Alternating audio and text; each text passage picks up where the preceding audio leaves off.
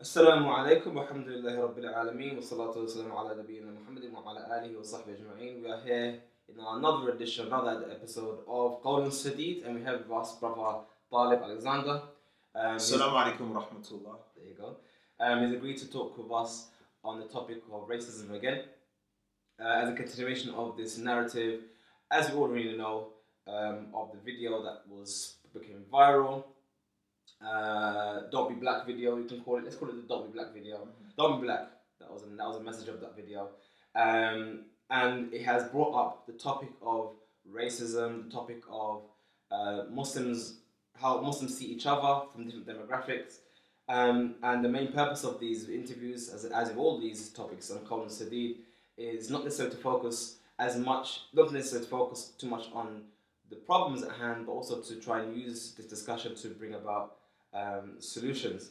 So, moving on this the discussion, we have brother Taalib Alexander here, brother who from the UK.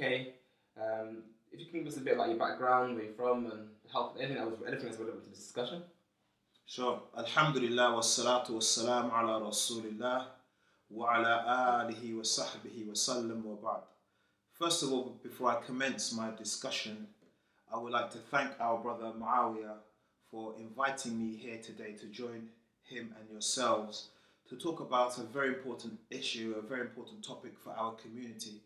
Dare I say that this is a topic which has the potential to split our community if we are continuing to just to ignore what's happening in the community. About myself, I'm your brother Taalib Alexander. I am, walillahi alhamd, a graduate of social sciences. I also am a qualified teacher and I have a master's degree in education. I also, by the mercy and blessing of Allah, studied in the Islamic University of Medina. I graduated with Arabic. I learned the Arabic program. I also, while I was in Medina, because I spent over a decade there working in Medina, I studied a program which was sponsored by the Ministry of Islamic Affairs, so I have a diploma in teaching of the Quran and the Sunnah. And also I have some other certificates, and I've sat with a number of Islamic scholars, blessed to sit with Islamic scholars, not only to sit with them, but some of them to have what they call ijazat, permission to narrate hadith and other books of fiqh on their behest. Hope that's enough, inshallah. Yeah, that's great. Again, as with all videos, a disclaimer, the purpose of my role here is a direct discussion and to be devil's advocate. So again, if anyone is not aware, I will ask questions, uncomfortable questions, stressful questions. My idea is to stress test the topic and what brother is saying. It doesn't reflect my personal opinions or the opinions of anyone affiliated with Arabic courses or myself, or Islam. It's just to stress test the topic. So hopefully no one gets upset about anything I say. Yeah, so moving on. Back to the topic. We heard about 2 weeks ago, and we saw a video of a brother saying, don't be black, brothers, don't be black, speak in a decent manner, speak in blah, blah, blah. Anyway, when you heard that statement, I'm sure you must remember when and where, how did that statement make you feel? To be totally honest with you, Akhi Aziz, when I first heard the statement, it was sent to me by a large number of people. Just a portion of his long speech where he says, don't be black and the decent families, etc. To be honest with you, when I first heard Abu Ibrahim say that, I understood it in the context of don't follow that road culture. That's how I understood it. Yeah. And I thought nothing else of it. I did, on Facebook, put general comments, nothing necessarily specific to Abu Ibrahim, but just the connotations of what he said. So when you heard it, basically you didn't think the worst, as some might say. You thought it in the context of this is a brother of Sunnah teaching or giving delivery. He said a broad statement, but it wasn't. You didn't take it in a broad manner. You kind of contextualized it in your mind. You say. Most definitely. In my mind, I said to myself, okay, it's a poor use of language, eloquence with ill effect. However, I understood the context he gave it in. As a brother of the Sunnah, which I assume he is, that I didn't take it in a negative way. So I'm guessing from that when you heard it, you didn't do anything about it. You didn't spread it or discuss it. No, I didn't spread it with anybody. All I did was make some general statements about racism, not about him. And to be honest with you, I was hoping eventually to talk to him about it. However, let's keep something in mind. I am an individual. There's over 1 billion people who are black on this planet. Let's keep that in mind. So I don't speak on behalf of them, nor do I say I'm a leader or can control what other people think. Okay then. Some people, well, not some people, other people were offended by it, and that's their right to be offended by it. And they made statements like statements against him. Some of the statements were emotionally charged. Some statements were logically explained, or you could say, what's called? You could say justified. That's the word I'm looking for. And from those words of like the issues of Mani Ganesh, whatnot, in your mind, not to single out anybody, did you think that was the right approach at the time? Just at that time, nothing before the clarification, but at the time when the first initially was mentioned, did you think that was an appropriate response? The first thing, Akhi Aziz, his comments, Abu Ibrahim's comments, are offensive. Let's put it in context. Sometimes as Muslims we live in a bubble, just our little local community. Had Theresa May made those comments, I don't think she'd be the Prime Minister today. As we know, with the Windrush situation, just stating to make the country intolerable for migrants and immigrants, Amanda Rudd, the former Home Secretary, had to leave her job. Had Trump said those comments, I mean, it would have been just, he would have had to just step down. That's how grave those comments are. Second thing, we live in a democracy. I can't censor other people what they think or feel. All I can simply do is say I agree with other people's comments or I disagree. The Mani Ganesh comments, I think, are inflammatory and inflames the situation, even though I understand the context of what the person is talking about. The person is talking about Hindu culture, which is predicated on a caste system. At the top are white Aryans, at the bottom the Dravidians, who come from the same gene pool as Africans. And we have the continuance of that caste system today in India and in the Muslim community. This preference, this white supremacy is still in the Muslim community. However, I don't think that is appropriate language to use, especially our brothers and sisters from the India-Pakistan subcontinent are Muslims, people of Tawheed. They're not people who believe in idols and worship idols. It's extremely offensive. So for myself, I wouldn't use that. I would recommend other people don't use that type of language and just deal with the issue at hand. Okay, fair enough. So you're saying that in a way, although you can understand people's upset, you felt that the response was not necessarily proportional. As in, it's like, would you describe it as fighting fire with fire kind of thing? Let's go back a bit. Abu Ibrahim came out with this statement the night of Eid. I saw this statement say the day of Eid, it was viral, the day of Eid. Viral on a local level. That is just Muslims spreading it. People ask me, what do you think? What do you say? What attracted or drew my attention was when Abu Ibrahim made his apology. So-called apology. We'll come to that in a minute. So, in regards to the issue of the community, just for the sake of clarity, like I said, what I think is important here is that people listen to your message. Now, they might not care for you, they might not even like you. But I feel it's important that people listen to what other people have to say. Try to understand what they're saying and try and get beyond the individual. So just to clarify, if there's anyone who might have any malice towards you, are you prepared to, now in the future, to work with people who may harbour, or from demographic may harbour racism or racist tendencies toward black people? Would you be prepared to work with them? I, like most people, have a zero tolerance policy to work with racists. I'm saying if they are prepared to combat racism and how can a person who's racist combat racism? By starting themselves. If you are saying, am I willing to work with people who were former racists towards combating racism? Hands up, yes. Okay. Am I going to work with racists in combating racism? It's impossible. Okay. So from that, I'm assuming from that statement, you're saying that if a person exhibits racist behaviour and denies that he's racist, but what's the work if you combat racism? You refuse. I would say, Akhi Aziz, if somebody when we talk about racism, we're talking about beliefs or practices that are prejudicial to somebody based upon a concept of biological race. Yes? Yeah. If somebody is racist, and sometimes when we think of racism, we think of this brick-yielding yobbo with Dr. Martin boots, 20-hole Dr. Martin boots, tight jeans, braces, a skinhead with a brick in his hand screaming out the N-word or the P-word.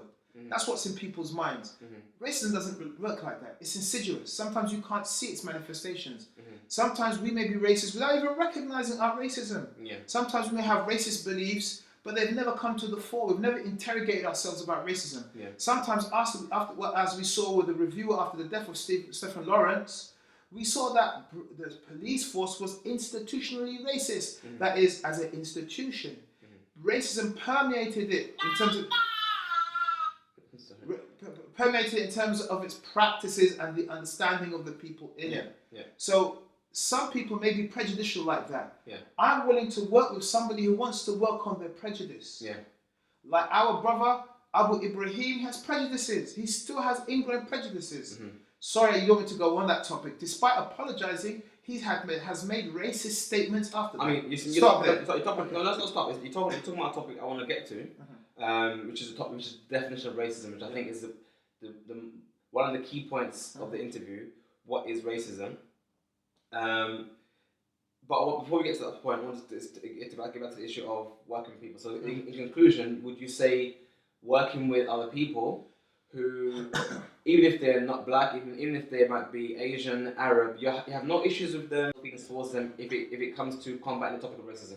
Brother, irrespective of combating racism, I have no ill feeling against Arabs, Asians, or anybody, white people, anything. I'm not some kind of die-in-the-wood kind of black nationalist who believes in only working with black people and burn everybody else. So as they would say in the street, burn everybody else. Yeah. No, I'm not like that. Yeah. I will work with anybody who is Muslim or not Muslim, Arab or not Arab, whatever, in capacities that I have to work with them. Okay. So that to me is a bit of a strange statement to make. That's fine. And I will, if you don't mind me finishing, if people recognize they may have issues, all of us have racism to a different degree. Mm-hmm. But our racism is a different degree. Mm-hmm. Racism in the black community can't be compared with the same racism in the neo-Nazi community. Mm-hmm. That's ridiculous. Mm-hmm.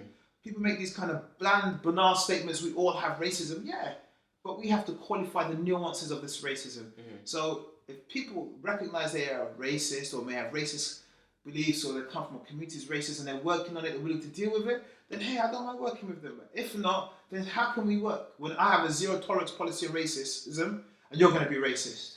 Okay, fair enough. So, back to the issue of the clarification. Yes, sir. The brother came out with a clarification aimed at those who were offended with the statement. Mm-hmm. Did you find that there's anything wrong with that statement?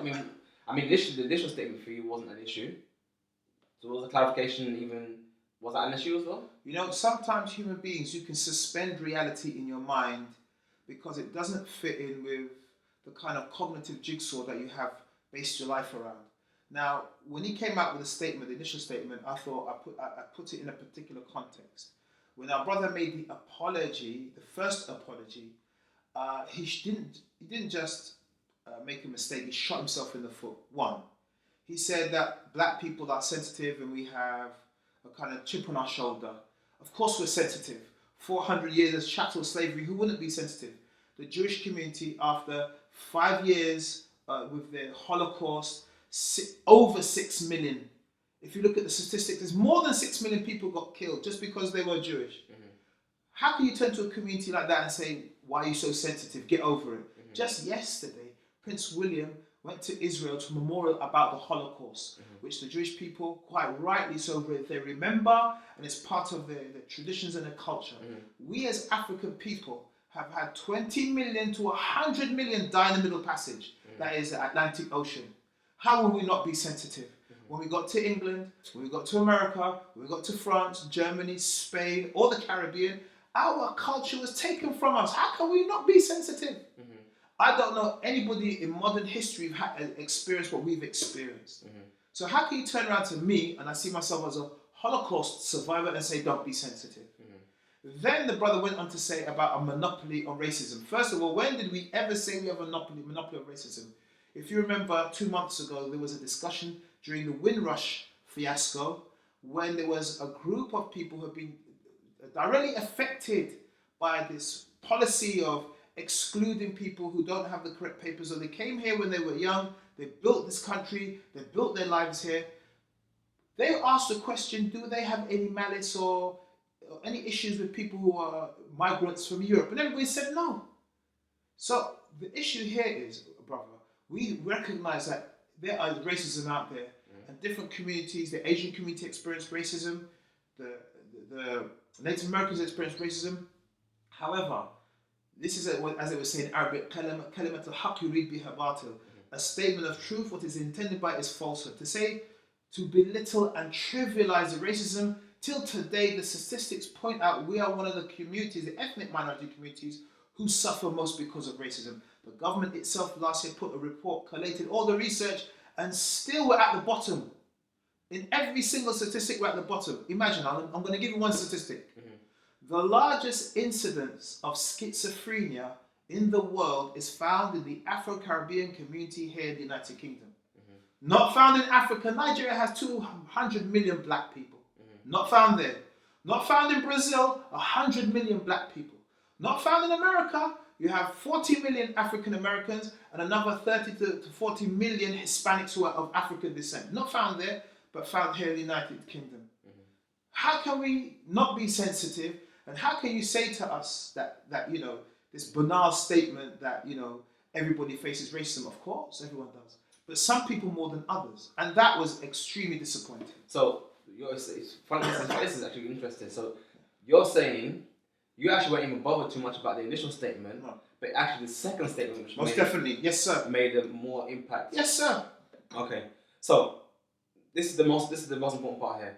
In your definition, if I was to give you your elevator speech, if I was to give you 1 minute or 2 minutes to define to us what is racism, so that we can have an idea. I have defined racism from the beginning. It is a belief or a practice which is predicated on the belief that some people are better or worse, superior or inferior based upon a concept of race, which is linked to biology, physical biology, not genetic biology, physical biology. For example, Charles Darwin, using the theory of evolution, at the top is the European, at the bottom is the ape, and the next rung up is the African. This is based upon what? It's not based upon history. Africans had the pyramids. We have over 4,000 years of history of civilization before anybody else. It's not based upon history, but it's based upon attaching to skin color values of inferiority or superiority. So you don't believe that racism has anything to do with hatred? Of course, this is part of it, isn't it? What I mean by that is that if I have, for example, I'm assuming I'm a white person. Yeah. I have loads of black friends. Yeah. As I say, I have loads of black friends. I don't have any hatred towards black people. Yeah. I might even have them with my co-workers. I might employ them. Yeah. I don't hate them. Yeah. But I don't want to marry one, or I don't want my daughter to marry one, or like I said, they have no heart. They don't harbor anything. Yeah, but again, I know somebody who's like that. He is married to a girl who is white. He's black, from Africa. His parents are from Africa. His father-in-law doesn't mind black people. Got friends who are black, etc., but doesn't like Muslims. Is he Islamophobic? Say that again. What's the question? His father-in-law has black friends. He embraces him. He's a black guy, no problem. But he doesn't like Muslims. So he can't tell him, "Hey, I'm a Muslim." Is he an Islamophobe? Or does he have Islamophobic tendencies? Yeah, I guess so. I mean, well, if that is yes, then there must be yes, isn't it? If you somehow dislike or don't like somebody based upon your concept of race, then of course you are racist. Some people may, for example, help black orphans. They may take on a black orphan, etc., but not want to marry a black person. You have to ask yourself why. Because we're all the same species, isn't it? White, black are all the same species. A black person needs a blood transfusion. We can go to a white person and take blood. We're all the same species. Then what's the difference then? Okay, This difference based upon race is historical. You get me? We can go back to a point in time where people didn't have this racism. Okay, let's give another example other than marriage, because some may argue, okay, marriage is different because it's down to personal preference. Yeah. How about if it's not to do with personal preference? Maybe. Well, personal preferences are shaped by culture, isn't it? Personal preferences are not some kind of, abstract kind of idea that we have out there in the air. No. Personal preferences are shaped by your culture. What your culture, and some people may buck the trend, but vast majority of people follow the trend. So, for example, a rapper like Lil Wayne 30 years ago may not have been seen as attractive, but today he's attractive. The culture says he's cool, isn't it? So we can't say that marriage is, the importance of marriage. J.A. Rogers has a book called Sex and Race, because it's the interface of civilizations. When you marry into a civilization or into a family or to a person, you accept that they may be your equal socially. Maybe not financially, but socially they're your equal. People don't marry people who are not their social equals or cultural equals, shall I say. Are you with me? People don't do that. So marriage is very important as a human interface. Okay, so let's have another example then. Yes, sir. I'm not Arab. I'm from Qatar. And mashallah, I have charities in Africa to help orphans in Africa and to help build massages in Africa and to make ulama in Africa and blah, blah, blah. But when it comes to doing a business deal, I chose not to work with so-and-so. I chose not to employ this person because he's of African descent. I chose to employ this person because he's also Qatari. Would you say that's an example of racism? Because obviously for his charitable work, he shows he doesn't hate racists. One of the issues of, and I try to bring this out, it's nuanced. It's not just black and white. It's not just hate or love. It's very nuanced. Racism permeates our cultures. Racism permeates our thinking, our cognition, how we see things. So it's very nuanced. So, for example, even the example you gave me, choosing an African over a Qatari, one of the reasons why it doesn't make sense, because I need more detail. It's a very poor example. Why do I need more detail? Because I may choose a Qatari because if he cheats me, I can bring him back to Qatar and get redress. If an African person cheats me, I'll have to go through their local system and I might not get redress. I may use a Qatari, for example. Many times they use in the Gulf, they may use a white person because of people's beliefs that an English teacher is a white person, American, British. Does it mean I'm racist? No. I'm capitalist? Yes. Yeah? Does it mean I'm racist? No. I may not even want to do that, so I'm doing it. So racism is nuanced.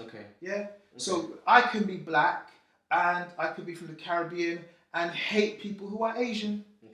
And vice versa. It's a very nuanced thing. So in that case, on that definition, if I was in a masjid, for example, I'm the admin of a masjid and I need to choose an imam.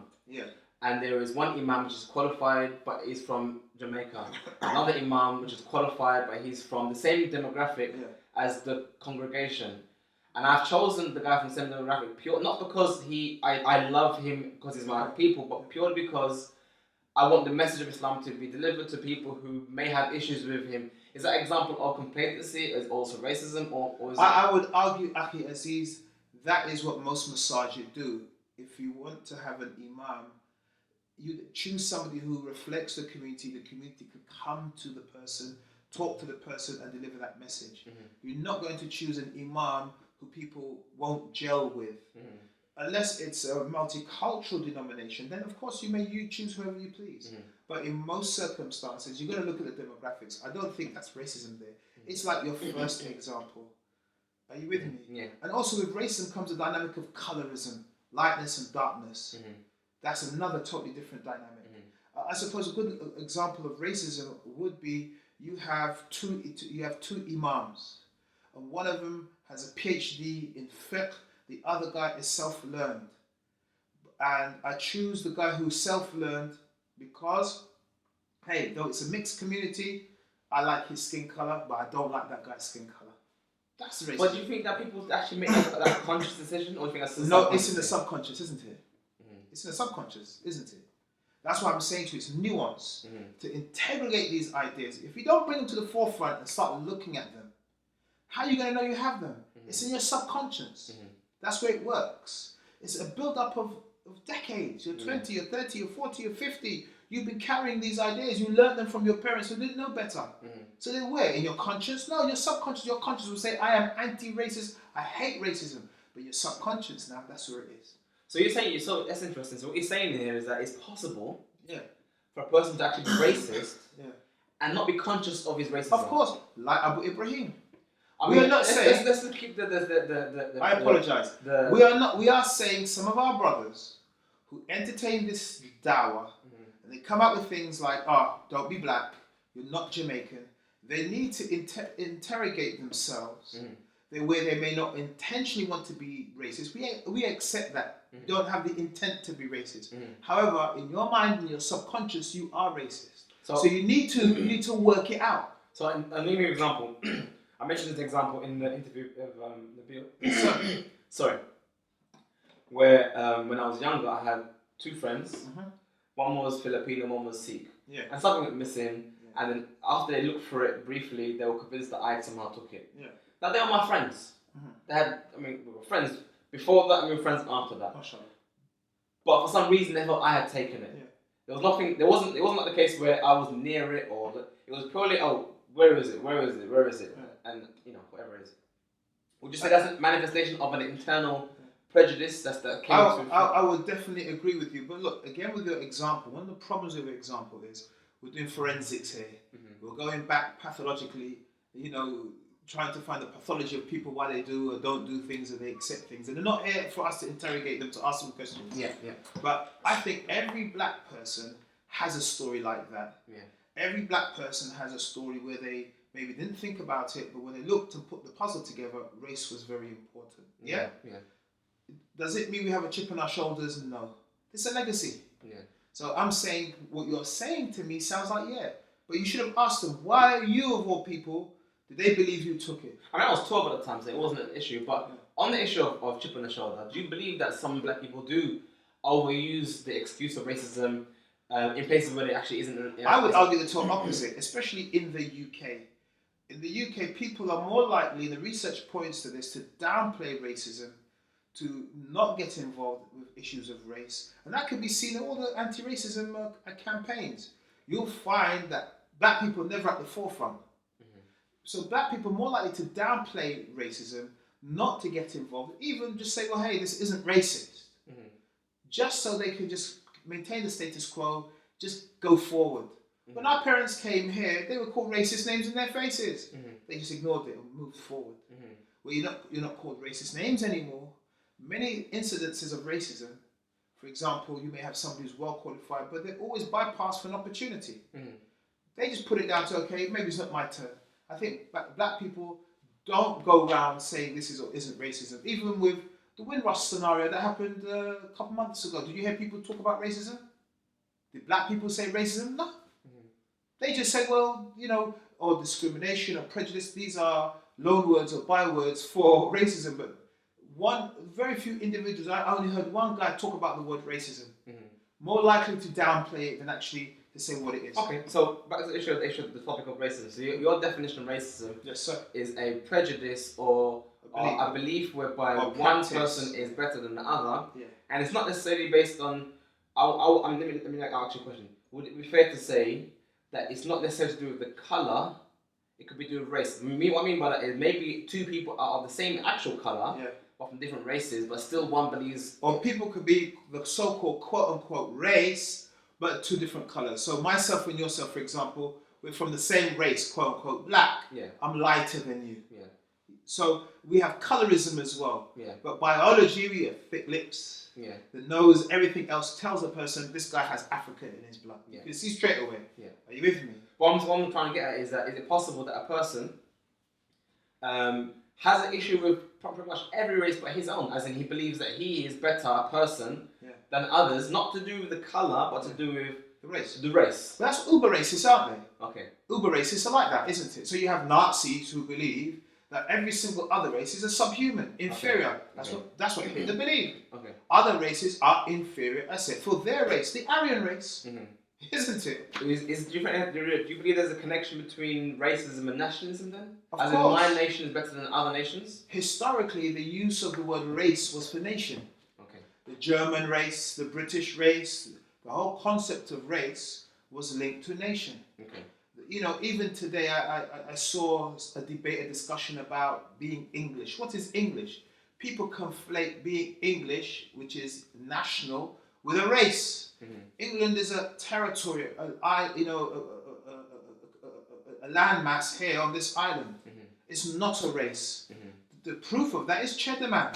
Cheddar Man is the oldest English person, and he's not Anglo-Saxon, doesn't look like everybody else, though the vast majority of people on this aisle have this genetic trace to Cheddar Man. For the sake of the audience who don't know who Cheddar Man is, could you give it a Sure. context? Cheddar Man is one of the oldest fossils of ancient Britain that was found back in, I think it was 1909, and only recently what they did some DNA tests, and from the DNA tests they were able to identify his skin color, his hair texture, etc. So Cheddar Man essentially looks like an African. He has, and again, people get mixed up with African phenotypes. They believe Africans only have woolly hair. We have different types of hair around Africa. So if you look at him, he looks like an Ethiopian, for example. He has a very dark skin, he has blue eyes, and he has very thick textured, those straightish hair. Okay.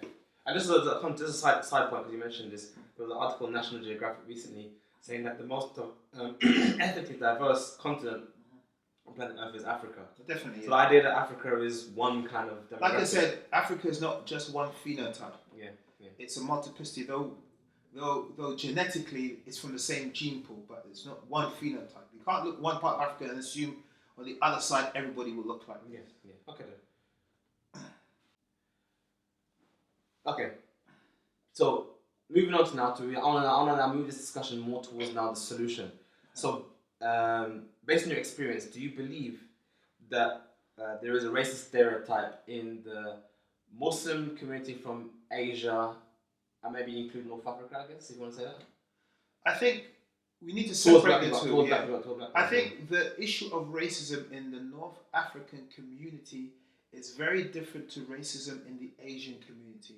North Africa is a large landmass. When you go to Morocco, you find fair white people and dark people who look like yourself. In North Africa, you will find people of different skin colors and tones actually getting married, etc. I'm not saying it is Shangri-La, no, but I'm saying the history of North Africa. Of course, you have the colonization of the French that complicates things. It's very, very different. So the Moors, for example, who came from North Africa, were African black-looking people who were Arabized. That's a history and a legacy that's there. So it's a very different situation of race there with the India-Pakistan subcontinent for one simple reason. The India-Pakistan subcontinent for over, 3,000 years have had the Hindu religion and its culture. Religion, one thing, culture. The culture is the caste system, which I've elaborated upon earlier, isn't it? Yes? In which skin whiteness are pandemic in India. Why? Because at the top you have this concept of the white Aryan. At the bottom you have the concept of the black Dravidian, which shares the same gene pool as Africans. It's a totally different dynamic. We don't hear like we have today, modern day India, with a chauvinist party in power, African students being beaten to smithereens in the streets. You don't really have that in Morocco. And if you have it, for example, in North Africa, it probably based upon people, about issues of wealth, of migration, not issues of race alone. So there's a different dynamic. So with that culture being there, you see in the India-Pakistan subcontinent, which was once India, including Pakistan, Sri Lanka, Bangladesh, and India proper, this permeation of this culture. So where do you see it? Matrimonials. In matrimonials, people what? They ask for somebody black? No, they ask for somebody who's white. Or fair skin is the euphemism that's used.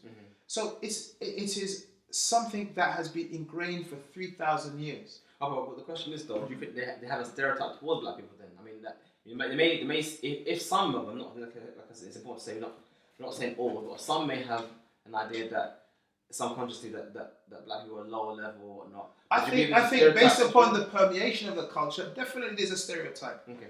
But many people are, I find a good 70 and above percentage of young Asian people are interrogating some of these beliefs. Though they still grow up in, I believe, insulated communities. Mm-hmm. But young people, especially growing up in urban centres, you're mixing with people who don't exhibit some of the stereotypes that they hear from their parents or from their grandparents. Mm-hmm. So I believe now there's a radical change of young people to move forward and move away from those racial stereotypes. Okay, but on that issue, or what you said there, I was listening to you and I was thinking to myself, some people from Asian background might actually feel offended by what you're saying about describing them or the community as being racist. What's your view about that? Anyone who might be offended by what you're saying? I say, first of all, it's not to be offended, but do research. Mm-hmm. The research points to it. Everybody's experience. The Runnymede Trust, at the beginning of this year, put out a video. It's an anti-racist, secular organization which has been fighting against racism for 50 to 40 years. And in it, they had story after story after story of Muslims of African descent, like myself, we actually come from Africa, mm-hmm. talking about their experiences with the Asian Muslim community. Even yesterday, mm-hmm. day before yesterday, I was talking to a brother Pakistani, brother, and he expressed people he knows has those experiences. Mm-hmm. So I think the way forward is not to blame me as if I dug too deep and I found a problem, no. Or to blame black reverts, no.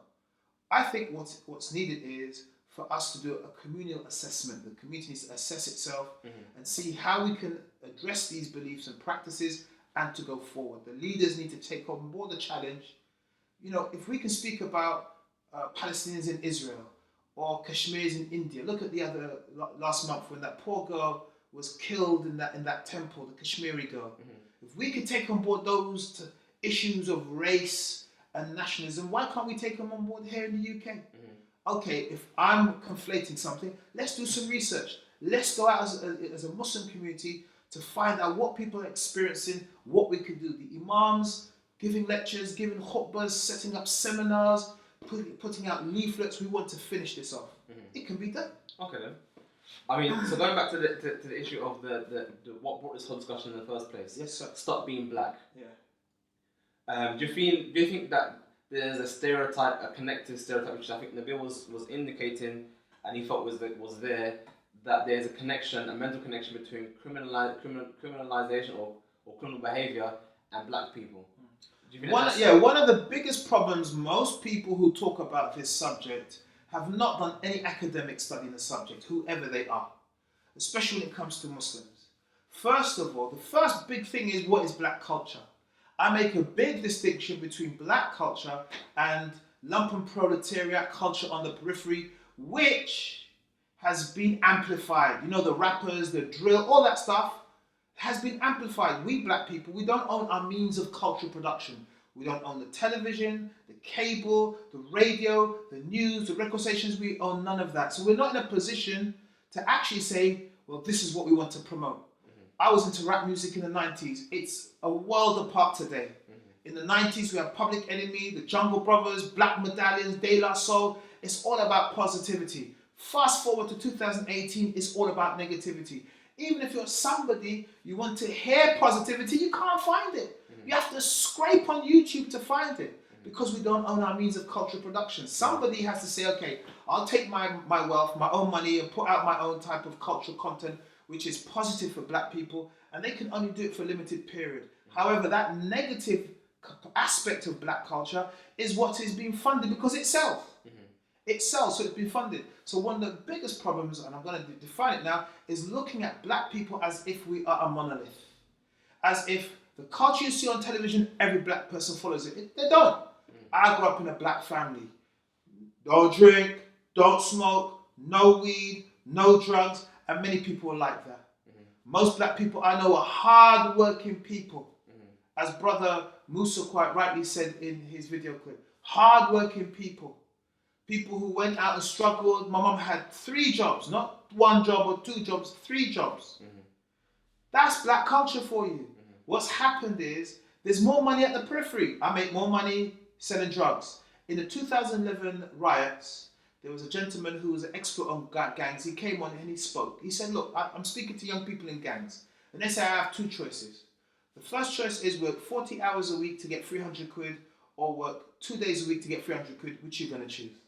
This is the problem with our young people. So our young people are pushed or forced or feel, because they have agency, they're working on the periphery, doing periphery stuff like selling drugs is more lucrative and more authentic than actually going out to slave away for a 9 to 5.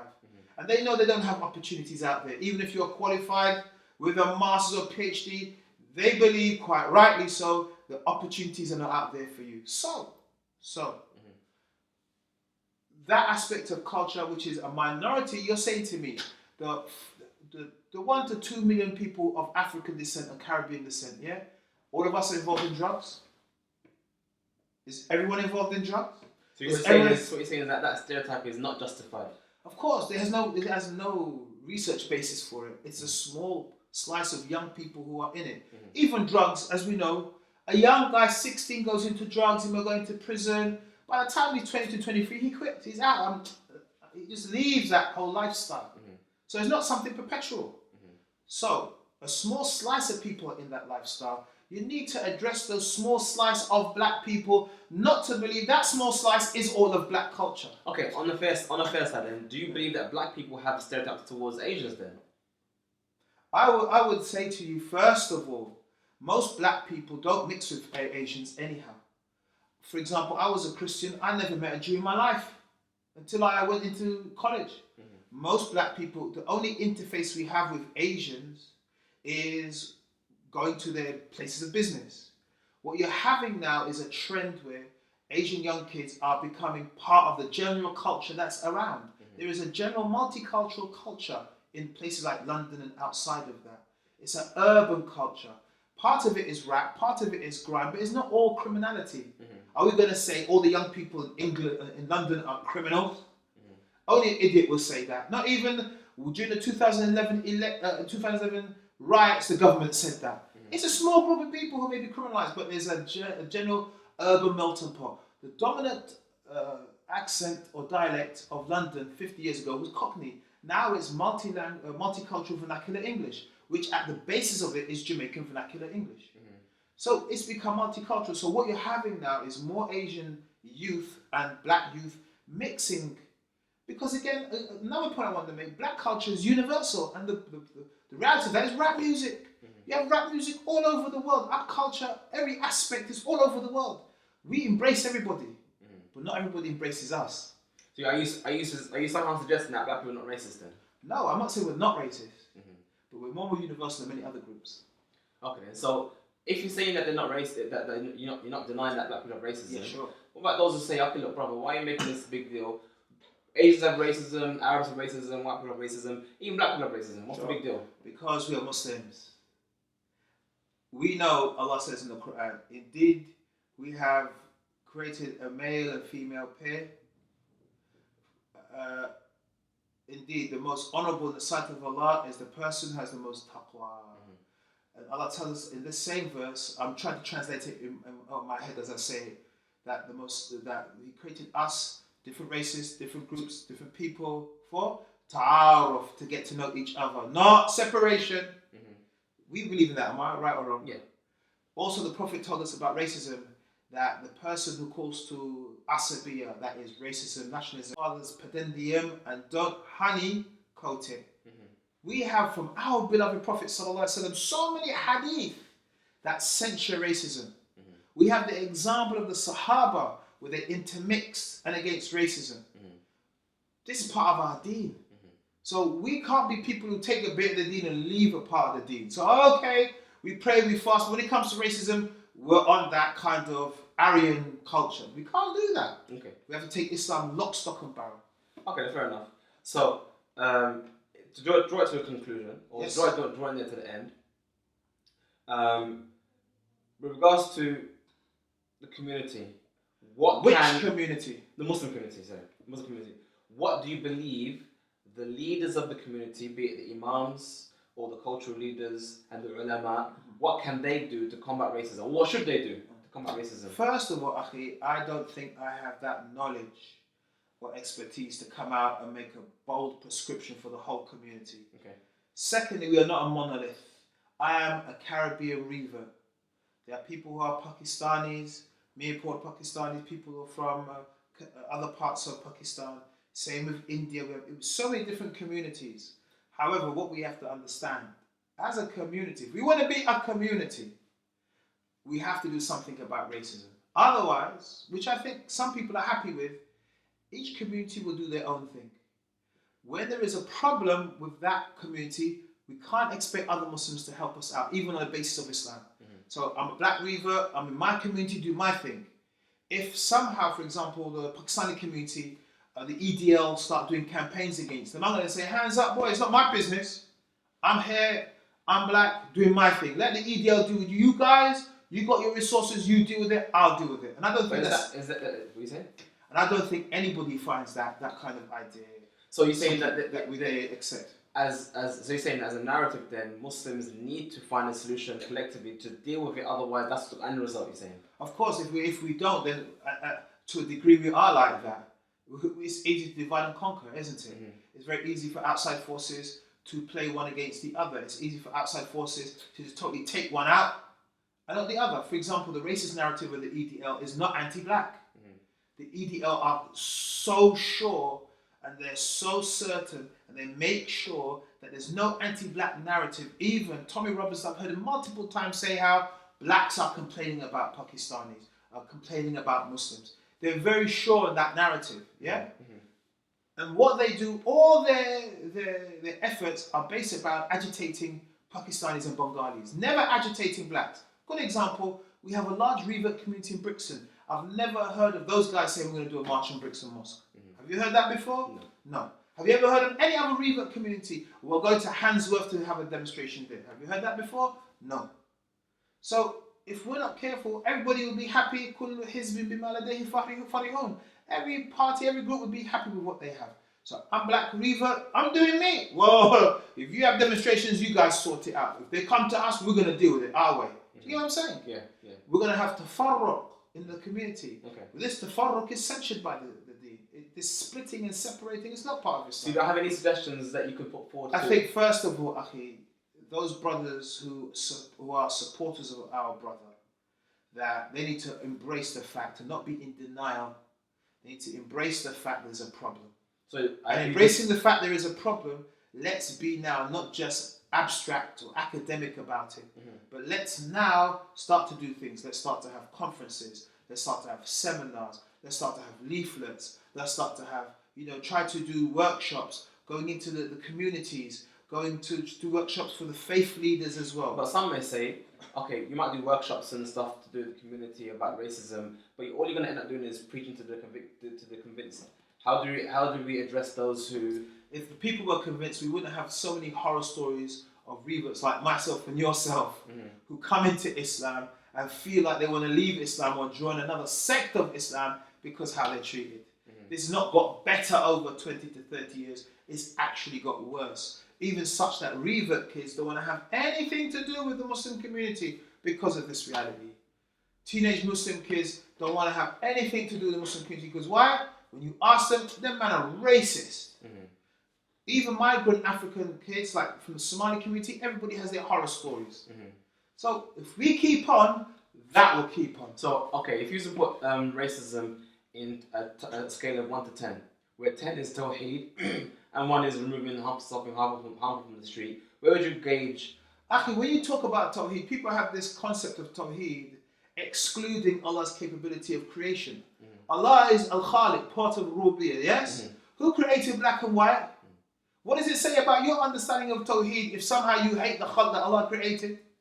Isn't it? So when you talk about according to Tawheed, or it's part of Tawheed, of course, affirming Allah is Al-Khaliq, and we are the khalq, the creation. He is the creator, we are the creation.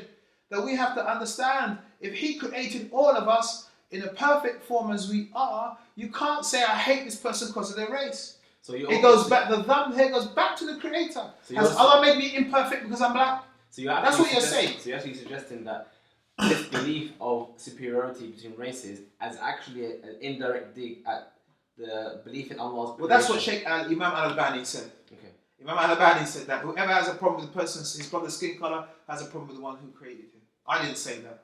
Okay.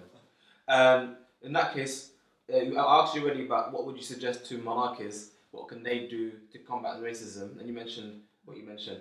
What suggestions would you give for individuals? Number one, I'll say an individual who may question themselves, do they have racism, or maybe individuals who have friends or relatives who may have racism. What advice would you give them to help alleviate the situation? What can they do? I think first of all, the person needs to recognize that they're racist and start doing some research. For example, How does one recognize that? Ask yourself, look at pictures of people. Do you like them? You don't like them. Identify. Why don't you like that person but like that person? That is actually in psychology. They do that as a method of research. You know the black dolls, white dolls research method, don't you? Well, there was a study back then in the 60s and replicated many times. They gave African American children black dolls and they asked them, do you like the doll? Yes or no? If no, why not? And it was shocking for them that the reasons why they didn't like the dolls because of inculcated racial inferiority, because the dolls were black. When they gave them the white dolls, do you like the doll white? Oh, I like their skin is pretty. And then they gave them the two dolls together. Which is better? This one, why? Because this one is ugly, it's black. Inculcated inferiority. So you can do the same. But how does someone combat something which is ingrained in themselves that way? Oh, come on now. Same way you can combat racism is the same way you could combat other things that you may have had. Some of us became Muslims full of shirk, isn't it? In every part of our life.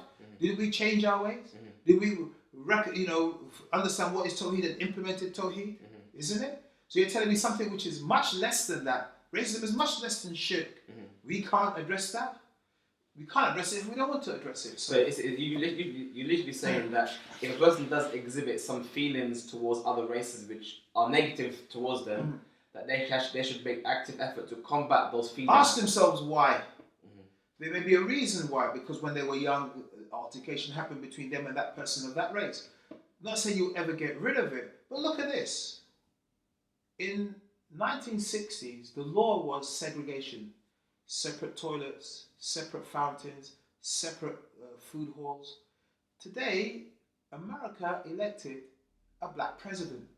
It shows you in such a short space of time, and there's, of course, we can discuss about that, and it's not a fantastic example, but we can show at least there's some movement. Yeah. There's some movement. Yeah. If they can do it, why can't we? Okay. Isn't it? Yeah. If they can do it, and our Quran tells us we shouldn't be racist, the Sunnah tells us we shouldn't be racist. Islam is an anti-racist religion. Yeah. You're telling me we can't be better than what happened in the 60s in the South? You know, there was vast migrations away from the South. People have come back to it. Cities like Atlanta, like the black city. So you're telling me they can do it, they don't have the Quran, don't have the Sunnah, and we can't do it with the Quran and the Sunnah? That's very sad. Okay, so in concluding this message, do you have any closing statements you have to anyone who's watching this video? Yes, sir. About this topic of racism? You know what, Akhi, I've spoken a lot about racism. The only thing I would like to say to my brothers and sisters is that this racism is splitting the community.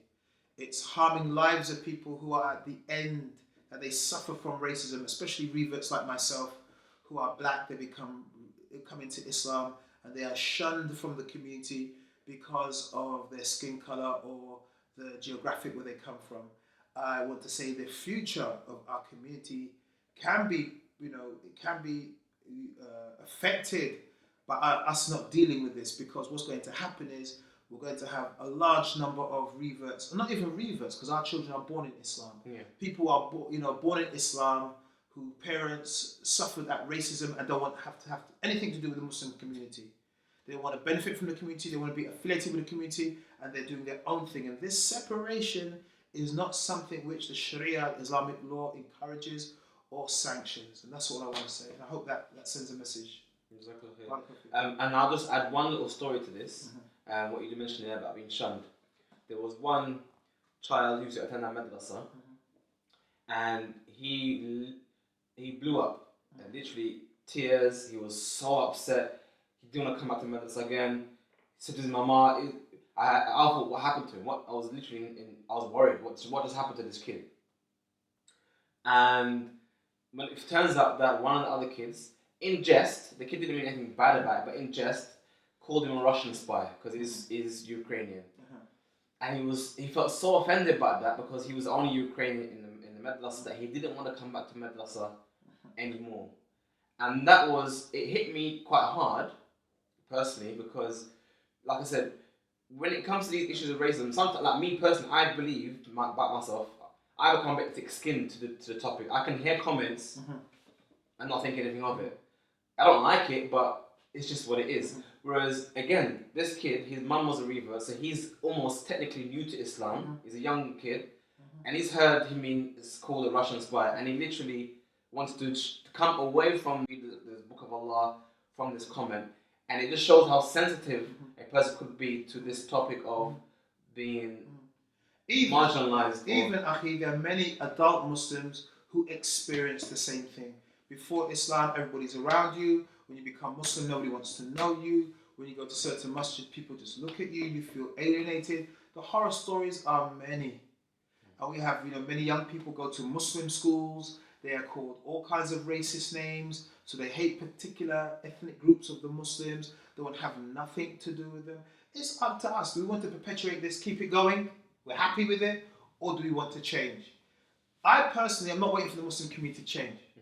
I have spoke out against this, and the mire of the Muslim community, or should I say not the Muslim community? No, a small section of the Muslim community, a small male section of the Muslim community, and I will speak out about it, continue to speak out about it, and also I've recognized the limitations of the Muslim community in the UK. We are severely limited because of this racism. It means many people can't join us. Many people don't want to join us because of this racism. Think about it. Why would you leave as a Christian racism to come to Islam to be racially subjugated by Arabs or by Asian people? Does that make sense to anybody? It doesn't make sense. And that's why you have a number of people who have a crisis of belief. They may believe Islam is the truth, but those guys are racist. I don't want to become Muslim. Or you have people who are born Muslims. They may be African, they may be black, they may be reverts, and they face this racism and have a crisis of belief. I love Islam, but I'm being treated bad. I want to leave Islam. And I've met lots of people like that. A lot of people like that, unfortunately, in my time as a Muslim. So it's up to us if we want to perpetuate it or not. Jazakallah khair. It was very beneficial. Inshallah, hopefully this will be a good message for everyone. Inshallah. Jazakallah khair. Assalamu alaikum. Wa alaikum wa rahmatullahi wa barakatuh. Assalamu alaikum wa rahmatullahi wa barakatuh. Wa alaikum wa rahmatullahi wa barakatuh.